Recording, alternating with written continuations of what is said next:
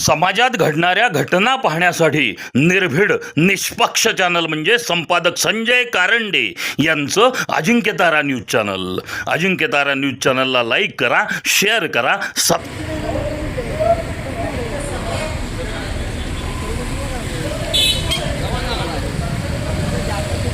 मांडलेले जे सिद्धांत आहे त्या सिद्धांताचं प्रकाशन केलं पुस्तक उत्पादन आणि ते समाजामध्ये प्रसार करण्याचं काम केलं. मृत्यूसमयी ज्या वेळेला कार्ल मार्क्स मृत्यू पावला त्यावेळेला 2 ते 3 व्यक्ती त्यांच्या विधीसाठी होत्या. त्यामध्ये कार्ल मार्क्स एंजल होते, मित्र होते. पण मृत्यूनंतर त्यांचं असणारं साहित्य ज्या वेळेला प्रकाशित झालं आणि समाजामध्ये प्रसार झाला त्यावेळेला सर कार्ल मार्क्सला संबंध जगाने डोक्यावर घेतले. हा इतिहास आहे. आणि म्हणून या ठिकाणी या कार्यक्रमासाठी असणारे जी काही व्यक्ती आहेत, माणसं आहेत, श्रोते आहेत, आणि काही ठराविक लोकांनी जर असणाऱ्या लोकांनी अण्णाभाऊसाठी आणि त्यांचा असणारा विचार, त्यांचा असणारं जीवन जर आपण आपल्या या भाषणाच्या माध्यमातून समजून घेतलं आणि आचरणात आणलं आणि समाजामध्ये प्रसाराने प्रचार करण्याचं काम केलं तर निश्चितपणाने आपल्याला अण्णाभाऊ साठेंनी जगण्याची जी प्रेरणा दिलेली आहे आणि समाजातील असणाऱ्या दुर्बल घटकांना आपल्या बरोबर आणण्यासाठी त्याच्यामध्ये जी असणारी जी काही ऊर्जा आहे ती भरण्याची ताकद दिलेली आहे, त्याला उभं करण्याची ताकद दिलेली आहे. ती जर आपण करू शकलो तर निश्चितपणानं या समाजाचा विकास झाल्याशिवाय राहणार नाही.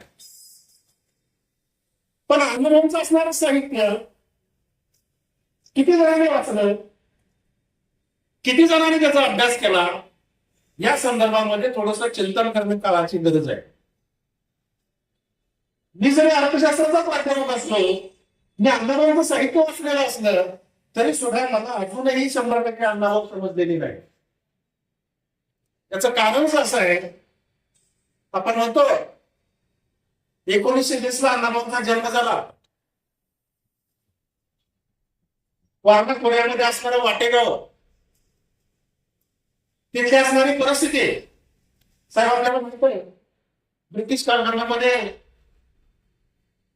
ब्रिटिशांना विरोध करणारी ज्या जमाती होत्या, ज्या जाती होत्या, त्या जातीमधल्या 25 जातींना या ब्रिटिशांनी गुन्हेगार म्हणून घोषित केलेलं होतं. म्हणजे अगदी ज्या मुलाचा जन्म झालेला नाही, मूल पोटात आहे, त्या पोटातल्या मुलाला सुद्धा गुन्हेगार मानलेलं होतं. त्यातरी मातंगी समाजातील मातंगी एक जात आहे. आणि या समाजातल्या लोकांना तारेचं कुंपण करायचं आणि त्या कुंपणामध्ये त्यांना बंदिस्त करायचं, अशा पद्धतीची व्यवस्था या ब्रिटिशांनी त्या कालखंडामध्ये निर्माण केलेली. याचे चटके अण्णाभाऊंना लागले काय लक्षात घ्या. आपण म्हणतो अण्णाभाऊंचं असणारं साहित्य, अण्णाभाऊ हे मार्क्सवादाकडे का वळले. डॉक्टर बाबासाहेब आंबेडकरांना एका बाजूला ते गुरु मानतात, त्याचं असणारं साहित्य ते डॉक्टर बाबासाहेब आंबेडकरांना अर्पण करतात, आणि दुसऱ्या बाजूला अण्णाभाऊ साठे हे मार्क्सवादाकडे गुंतलेले आपल्याला पाहायला मिळतात. काँग्रेस लोकशाही अण्णाभाऊ साठे आपण त्यांच्याकडे त्यांना म्हणत असतो. याचं कारण काय आहे? हे कारण आपल्याला या ब्रिटिश काळामध्ये ब्रिटिशांनी या देशातल्या असणाऱ्या या जमातीतल्या या 25 पैकी एका जमातीत अण्णाभाऊ साठे ते मातक समाज आपला जो आहे त्या समाजाला गुन्हेगार म्हणून ठरवलेलं होतं. आणि त्या गुन्हेगारीची कारण त्याला विरोध केलेला होता ब्रिटिशांना. ही जात आपल्याला आढळून आलेली आहे, आपल्याला अडवणूक करते आपली. आणि मग याला जर आपण या पद्धतीनं जर रोखलं तर या समाज व्यवस्थेमध्ये या समाजाला बहिष्कृत केलं जाईल. याचे चटके अण्णाभाऊंना सुचलेले लक्षात घ्या. साहित्य जन्माला येतं. आपण म्हणतो की अण्णाभाऊ साठे फक्त 1.5 दिवस शाळेमध्ये गेलेले,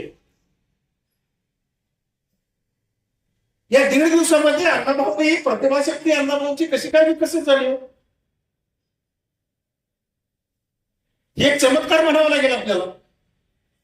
या 1.5 दिवसामध्ये अण्णाभाऊ फक्त 1.5 दिवसात शाळेत गेले. अण्णाभाऊनी शाळेतल्या असणाऱ्या ज्ञानाचा अभ्यास केला नाही, पण समाजामध्ये पावलोपावली घडणाऱ्या अन्यायाविरोधाची चीड त्यांच्या मनामध्ये निर्माण होते. त्यांनी समाजाचा बारकाईला अभ्यास केला. जसं डॉक्टर बाबासाहेब आंबेडकरांनी ज्या वेळेला एका पत्र याने विचारलं की बाबासाहेब तुम्ही जागा आहे, तुमचा समाज झोपलेला आहे, तुम्ही मात्र जागा आहे. त्यावेळेला बाबासाहेबांनी उत्तर दिलेलं होतं, माझा समाज झोपलेला आहे म्हणून मला जागा द्यावं लागतंय त्यांना जागा करण्यासाठी. तुम्ही अभ्यास करताय रात्रीच, पण तुमचा समाज झोपलेला आहे. अण्णाभाऊ साठेंनी बाबासाहेबांना गुरु मानत असताना अण्णाभाऊनी या साहित्यातून मला या समाजाचं प्रबोधन करायचं आहे आणि म्हणून त्यांनी लिखाणाला सुरुवात केली. लक्षात घ्या, तिथं असणारी जी परिस्थिती आहे ती परिस्थिती मी तुम्हाला सांगितली अण्णाभाऊ साठेंच्या साहित्याच्या संदर्भात. या समाजामध्ये असणारं दारिद्र्य, या समाजामध्ये असणारी उपासना, या समाजामध्ये होत असलेल्या स्त्रियांच्या वरचा अन्याय, अत्याचार, दारिद्र्य, उपासमारी, भूकबळी अशा सारख्या आर्थिक विषमता अशा सारख्या असणाऱ्या ज्या काही घटना आहेत त्या घटना अण्णाभाऊ साठे यांनी जवळून अभ्यासलेले. लक्षात घ्या, अण्णाभाऊ साठेंचं जीवन आणि त्यांचे असणारे जे विचार आहेत ते विचार आपल्याला जर मांडायचे असतील तर त्या प्राप्त परिस्थितीमध्ये ते समाजामध्ये निर्माण झालेली जी दरी होती, विषमतेची दरी होती, अन्याय अत्याचाराची एक दरी होती, या गोष्टी आपण जाणून घेतल्या पाहिजेत. साहित्य जन्माला येतं ते 4 भिंतीच्या आत येत नाहीत. त्या साहित्य निर्माण करत असताना जे चटके सोसलेले आहेत ते चटके अण्णाभाऊंनी फार मोठ्या प्रमाणामध्ये सोसले आणि म्हणून अण्णाभाऊ साठेंचं असणारं जे साहित्य आहे ते साहित्य वाचल्यानंतर त्यातला नायक आपण आहोत की काय अशा पद्धतीची एक उर्मी आपल्या मनामध्ये निर्माण होते. तो नायक मी आहे ही उर्मी आपल्या मनामध्ये निर्माण होत असते आणि म्हणून अण्णाभाऊचं साहित्य हे खऱ्या अर्थानं आपल्याला विचार करायलाच नाही तर जगण्याला प्रवृत्त करत असतं. म्हणून हे अण्णाभाऊ साठेंचं साहित्य आपण वाचलं पाहिजे, त्याचं चिंतन केलं पाहिजे, त्याचं मनन केलं पाहिजे, तरच या ठिकाणी आपल्याला अण्णाभाऊ काय आहेत आणि अण्णाभाऊचं असणारं साहित्य एवढं प्रचंड प्रमाणामध्ये आज फक्त भारतातच नाही तर या जगातल्या 27 भाषांमध्ये अण्णाभाऊचं असणारं साहित्य भाषांतरित झालेलं आहे. विचार करा, एका बाजूला आपण म्हणतो की 1.5 दिवसामध्ये अण्णाभाऊ साठे शाळेमध्ये गेले आणि अण्णाभाऊच्या साहित्यावर अनेक जणांनी डॉक्टरेट मिळवले, पीएचडी झाले. म्हणजे 1.5 दिवस शाळेत गेलेल्या माणसाकडे असणारी प्रतिभा शक्ती किती मोठी आहे. त्याला पत्रकारांनी सुद्धा विचारलं अण्णाभाऊंना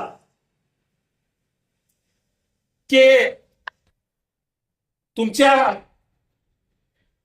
या साहित्यामधला असणारा नायक हे तुम्ही काल्पनिक रंगवता त्या कसं आहे. अण्णाभाऊंनी सांगितलं मी समाजाचा अभ्यास करतो आणि समाजाचा अभ्यास करत असताना हे सगळे नायक माझ्या समाजामध्ये आणि समाजामध्ये असणाऱ्या या नायकांना मी माझ्या कादंबरीमध्ये स्थानबद्ध करत असतो. प्रतिभा ही क्षणिक असते परंतु वास्तव साहित्य मात्र ते क्षणाला टिकत असतं. माझं असणारं साहित्य वास्तव आहे. तसं टेबल खुर्चीवर असणारं साहित्य, माणसाला खेळून करणारं साहित्य मी कधी लिहिलेलं नाही. अण्णाभाऊच्या साहित्याचं असणारं हे की बाबा 1.5 दिवसाची त्यांनी शाळा शिकली आणि ती पण बाहेर बसून शाळा शिकली आणि त्यांना तो अत्याचार मान्य नव्हता म्हणून त्यांनी ती शाळा सोडून दिली हाल अपेष्टा सहन करत मुंबईचा प्रवास काढला. आणि आता तुम्ही जसं म्हणता की त्यांनी मला गेली आहे की आपल्या या चळवळीचा एक लोगो मी आहेच आपला की सर्व धर्म समभाव. कुठल्याही महामानवाला आपण कुठल्याही झेंड्याखाली बघायचं नाही, हे पहिल्यापासून मला एक डोक्यात होतं मला आहे. आणि मी त्यास बंधुत्व विचारसरणीची, समता विचारसरणीची आहे. माझं कौटुंबिक वारसा सुद्धा मला तसं चाललेलं आहे. आपल्या मातंग समाजाचे पहिले आमदार तात्यासाहेब भिंगादेव यांची मी पंथी आहे. आणि सगळ्यात महत्वाचं म्हणजे पाडेगावचे मांगल्य शिक्षण संस्थेचे आनंद सूर्यवंशी सरांचा वारसा आम्ही इथे जतन करतोय. कारण त्या माणसाला नांदेडवरून येऊन सातारा जिल्ह्यामध्ये पाडेगाव ही मांगल्य शिक्षण संस्था उभा केली आणि त्या शिक्षण संस्थेमध्ये सर्व जाती धर्माची अगदी गोरगरिबांची मुलं शिकतायत. आणि त्यांचा एकच उद्दिष्ट होता की प्रत्येक समाजाच्या प्रत्येक माणसापर्यंत, प्रत्येक काय म्हणतात त्याला, अगदी तळागाळापर्यंत शिक्षण पोहोचायला पाहिजे. त्यामुळे ते सरांनी ठेवलेलं आहे. आणि सरांची सगळ्यात धाकटी कन्या म्हणजे माझी भाऊजाई आहे. आणि ते सरांच्या रूपाने आमच्यामध्ये आलेला ते साहित्याचा वारसा आहे, विचारांचा वारसा आमच्या घरामध्ये घुसलेला आहे. अण्णा भाऊ डॉक्टर बाबासाहेब आंबेडकरांना गुरु मानत होते. आणि मी जास्त त्यांच्या एवढी मोठी नाही की ज्या पद्मनी गाव सांगून गेलेली सर अण्णासाहेब म्हणाले, अण्णाभाऊ म्हणाले, आज तुम्हीही सांगितलं. आणि ह्या विचारावर आपण जे काही साहित्याची विचारसरणी, साहित्याचा अभ्यास, शिक्षण घेतलेली लोक आपण आज एकत्र आलेलो आहोत. वैचारिक भावने आज आपण एकत्र आलेलो आहोत की अण्णाभाऊ आपल्या प्रत्येक समाजापर्यंत पोहोचावा, प्रत्येक मुलांपर्यंत पोहोचावा. आणि त्याच उद्देशाने आपण ही समिती स्थापन केलेली आहे. आणि या समिती अंतर्गत आपण अगदी पारंपरिक खेळ की जे लुप्त होत चाललेले आहेत, मला एवढं सांगायचंय की ही समिती वर्षभर सुरू राहणार आहे. सर आपली या समिती अंतर्गत आपण प्रत्येक महिन्याला हा एक कार्यक्रम ठेवलेला आहे की महाराष्ट्र शासनाची जेवढ्या काही शासकीय योजना असतील त्या योजना आपण या समिती अंतर्गत उभा करणार आहोत, माणसांपर्यंत पोहोचवणार आहोत. आणि त्याचा नक्कीच लाभ माणसांना होणार आहे. कारण मोठा आहे तो मोठा होतच गेलेला आहे. पडला जे मध्यम, जे गरीब आहे त्यांना अगदी म्हणजे अगदी ज्यांना खायची सोय नव्हती त्यांना सरकारने पुरवलं. पण मध्यमवर्गीय आपल्यासाठी लोक त्यामध्ये चिरडली गेली. आणि ते होऊ नये म्हणून आपण योजनांचा आपण त्यांना पाठपुरावा करणार आहे. आणि दुसरी गोष्ट मी आरोग्य कॅम्प प्रत्येक महिन्याला घेणार आहे सर. कारण जे आता आपण कोविड मधून जे आपण म्हणतो जरूरच आहे असं म्हणायला तरी तर हरकत नाही. आपण आपल्याला एक दुसरा जन्म मिळालेला आहे. आणि तो अण्णाभाऊंना आणि डॉक्टर बाबासाहेब आंबेडकरांना समर्पित करते. त्या महामानवांमुळे या क्रांतिकारी लोकांमुळे त्यांनी क्रांती घडवून आणली. त्यांच्यामुळं आज आपण इथे उभा आहोत. त्यांच्यामुळं आज आपण आपले 4 पुस्तकं वाचलो आणि समाजामध्ये वावरत आहोत विचारांची देवाणघेवाण करत. सरांचं उत्कृष्ट भाषण झालेलं आहे. भाषण म्हणण्यापेक्षा त्यांचं जे साहित्यावर त्यांनी जे विचार मांडले, आता आमचं मगाशी पण बोलणं झालं की अण्णाभाऊंचे जे साहित्य आहे ते असं वाटतं की एक बसलं की 5 ते 6 तास आपण ते थंड वाचत असतो. प्रत्येक पान उलगडताना असं वाटतं की अरे काहीतरी आणखी उत्सुकता आहे. अण्णाभाऊंच्या साहित्यामध्ये, त्यांच्या प्रत्येक कथामध्ये, त्यांच्या प्रत्येक छक्कणमध्ये, त्यांच्या प्रत्येक लावणीमध्ये, त्यांच्या प्रत्येक पोवाड्यामध्ये, त्यांच्या प्रत्येक कथासंग्रहामध्ये त्यांनी नायक आणि नायिका ही संघर्षमय दाखवलेली आहे. आणि त्या संघर्षातून त्यांनी एक गुलाबाचं फूल उमळलेलं आहे की उकललेलं आहे की त्या विचारांनी ते समृद्ध झालेले आहेत. त्या विचारांनी जरी त्यांनी संघर्ष केला असेल तरी त्यांचा शेवट खूपच चांगला झालेला आहे. फकीरा चित्रपटाचा जर कोणी कसं असं तर जुन्या काळात जो पहिला चित्रपट झाला त्यामध्ये अण्णाभाऊंची सावळा ही भूमिका होती. आणि आता आपल्याला परत एक आपण फकीरा हा चित्रपट काढायचा एक उद्दिष्ट आहे.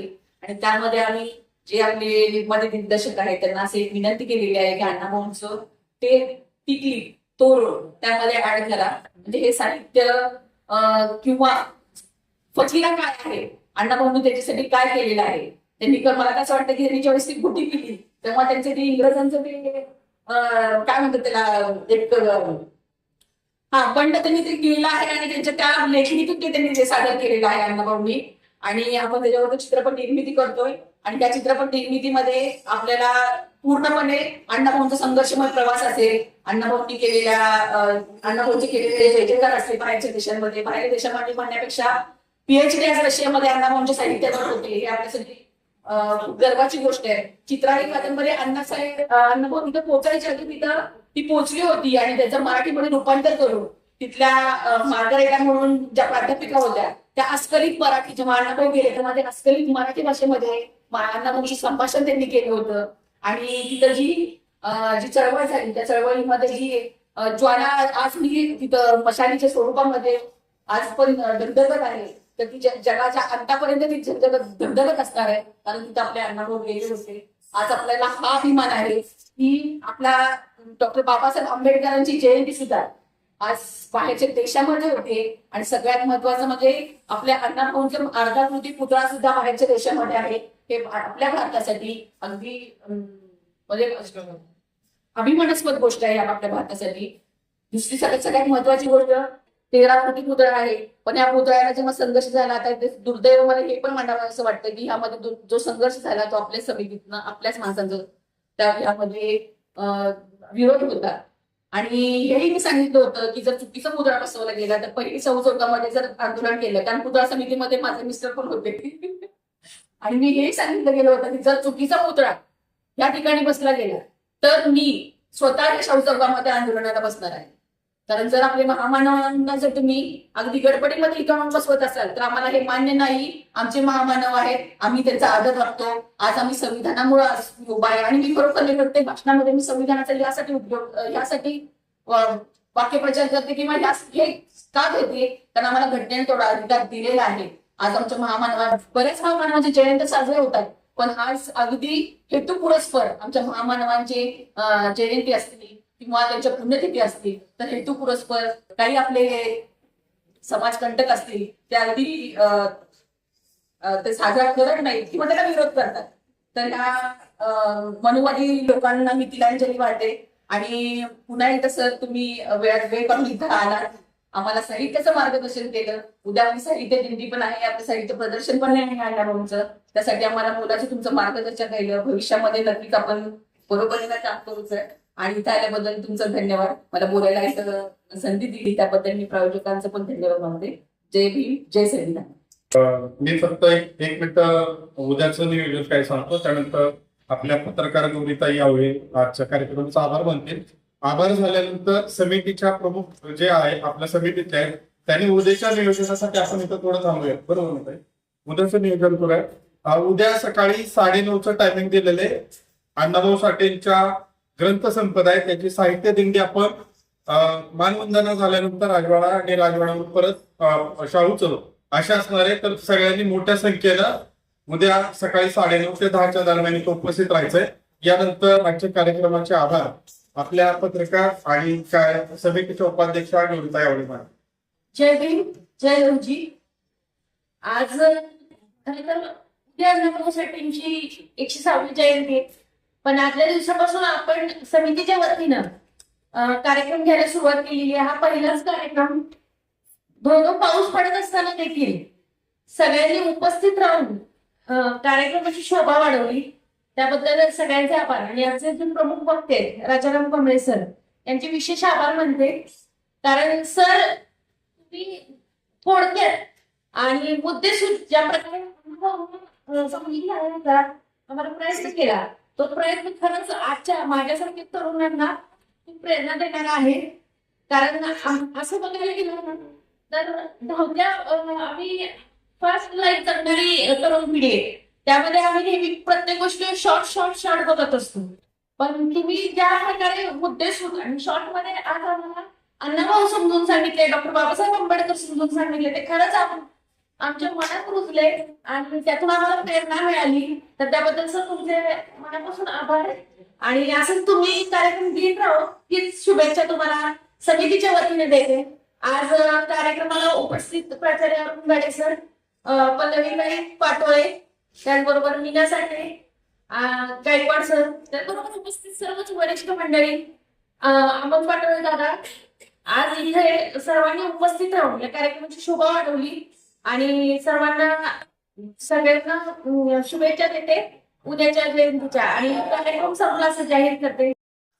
समाजात घडणाऱ्या घटना पाहण्यासाठी निर्भीड निष्पक्ष चॅनल म्हणजे संपादक संजय कारंडे यांचं Ajinkyatara news channel. Ajinkyatara news चॅनलला लाईक करा, शेअर करा.